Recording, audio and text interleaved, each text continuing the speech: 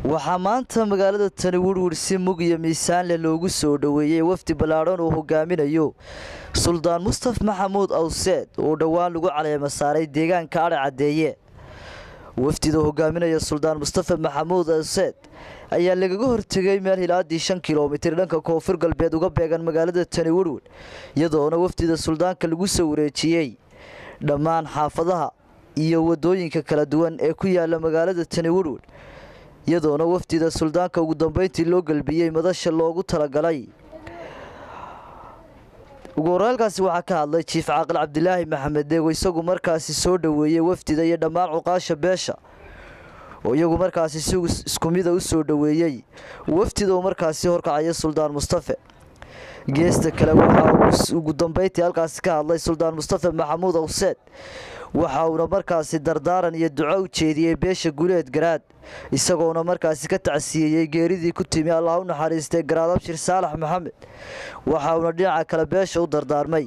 inay markaasi soo xulaan garaadkii markaasi matali lahaa beesha Guuleed Garaad. aad iyo aad baan Suldaan adiga iyo waftigaaga sharafta leh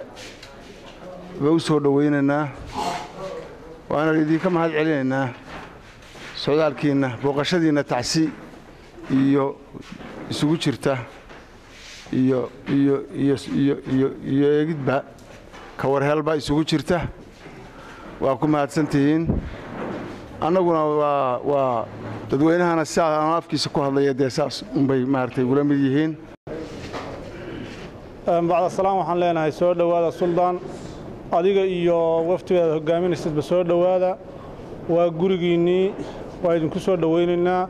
ma sha Allah soo dhawaada. kadib aad baan u soo dhaweynaynaa safarkiisa cusub ee uu soo maray ee uu nagu xushmeeyay inta in la eg baan ku xushmeynaynaa in ka badan waxaanu leenahay ilaahay ha u fududeeyo xilka uu qaaday hana uga dhigo mid ummadda islaamka wax tara. reer Woodward odayaasha cuqaasha culimada waxgaradka dhalinyarada dhammaan dadka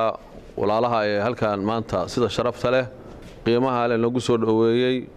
aad iyo aad baan idin salaameynaa soo abaabusheen oo noo soo dhaweyseen anaga laftigay waxay nagu reebaysaa raad fiican iyo xiriir wanaagsan.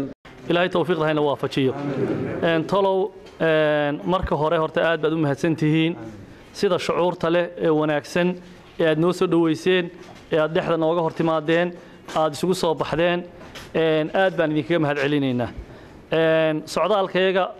inkastoo aan ka xunnahay inaanan waqti hore idiin soo sheegin laakiin horaan uga tashanay 3 arrimood baan noogu muhiimsanaa. midda koowaad waxa weeye tacsi aan ka tacsiyeynaa Garaad Abshir Saalax alla ilaahay jannada ha ka waraabiyo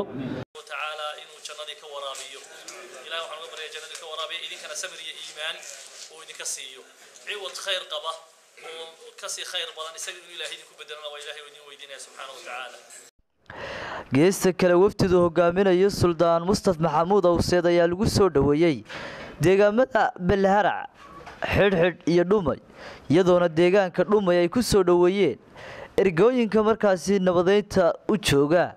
deegaanka Dhumay iyadoona wararkaasi ka hadlay Garaad Cabdirasaaq Garaad Soofe Duraan Garaad Cabdisalaan Maxamed iyo Garaad Jaamac Garaad Ismaaciil Ducaale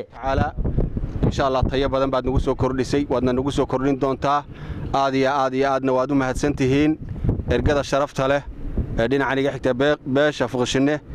ee la socotay suldaankana waxaan leenahay idinka iyo suudaankiinuba gacmo furan ku soo dhawaada. suldaankii deegaanka Suldaan Mustafa Maxamuud Awseed iyo cuqaashi iyo guurtida beelaweynta fuqshine halkan maanta waxaa jooga salaadiintii intii suldaanka ku soo dhaweysay halkan waxaan leenahay suldaan ku soo dhawow guriga suldaanka u ahayd magaalada Dhumay gacmo furan baan kugu soo dhaweynaynaa. garaadada iga horeeyay baa noo yiri kelmadii soo dhaweynta waxaan ku darayaa suldaan ku soo dhawow dhibta iyo boorka iyo dhibaatooyinka tulooyinka ka taagan dhibaatada u soo bareedhin baad ku soo dhawaanaysaa waa kugu soo dhaweynaynaa adiga iyo guurtida iyo cuqaasha iyo Sheekh Axmed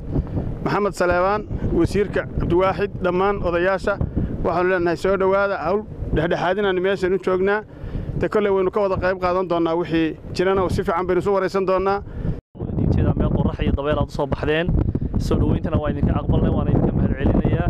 waan ogahay hawsha aad ay ku jirtaan ilaahay waxaan ka baryaa hawlaha inuu fududeeyo anugu de qalbigaan idinkala joogay hadda maantana ruuxdayda iyo jismigayga baan idiin keenay waana idinkala qayb qaadanaynaa arrimaad ku jirteen ilaahayna waxaan ka baryaynaa subxaana wa tacaala hawshaan aad waqtigiina ku soo bixiseen oo aad khayrihiin uga soo tagteen inuu ilaahay nagu guuleeyo ayaan ilaahay ka baryayaa subxaana wa tacaala Sakariya Maxamed Ciise Wadani wararka telefishinka caalamiga ah Som News Urud